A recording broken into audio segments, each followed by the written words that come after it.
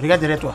Il s'appelle Lieutenant Leblanc. C'est lui qui va t'expliquer comment lutter contre les terroristes. Oui. Il y a des terroristes à Abobo? Si Blanc te dit qu'il y a des terroristes à Abobo, c'est qu'il y a des terroristes. Oui, chef. Il vient d'être muté à Abobo, un quartier sensible d'Abidjan. Ce n'est vraiment pas une promotion. Jusqu'alors, le gendarme Gokou, alias Michel Gou, était le pire gratteur de toute la Côte d'Ivoire.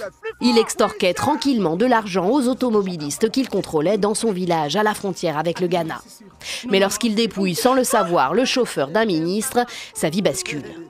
C'est le point de départ de cette histoire qui recèle nombre de clins d'œil au célèbre film français Les Gendarmes de Saint-Tropez avec Louis de Funès, sans pour autant en être un remake. Je me suis dit, en fait, ce qu'il faudrait, c'est un film équivalent avec Michel Gou. Et l'idée a tourné un petit peu dans ma tête.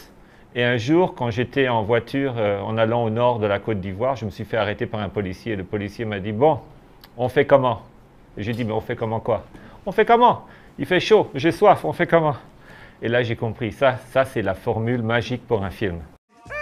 L'adjudant Gokou se retrouve contraint de travailler avec un gendarme dépêché de France, fils illégitime du président de la République là-bas, et qu'il faut donc occuper à chercher des terroristes qui n'existent pas.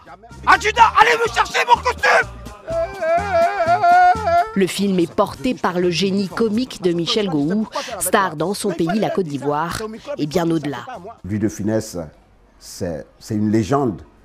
Louis de Funès, il est incomparable. Et voilà, mais on essaie de faire, nous, en bas, on essaie de faire juste ce qu'on peut. Je suis juste le Gou d'Afrique. Le gendarme de Abobo aborde avec humour de nombreux sujets sensibles comme la corruption, le terrorisme ou encore la crise politique ivoirienne. C'est un film ivoirien avec des acteurs ivoiriens qui a déjà attiré près de 15 000 spectateurs dans les quelques salles de cinéma que compte Abidjan. Son réalisateur rêve désormais qu'il s'exporte sur le continent, voire même en France.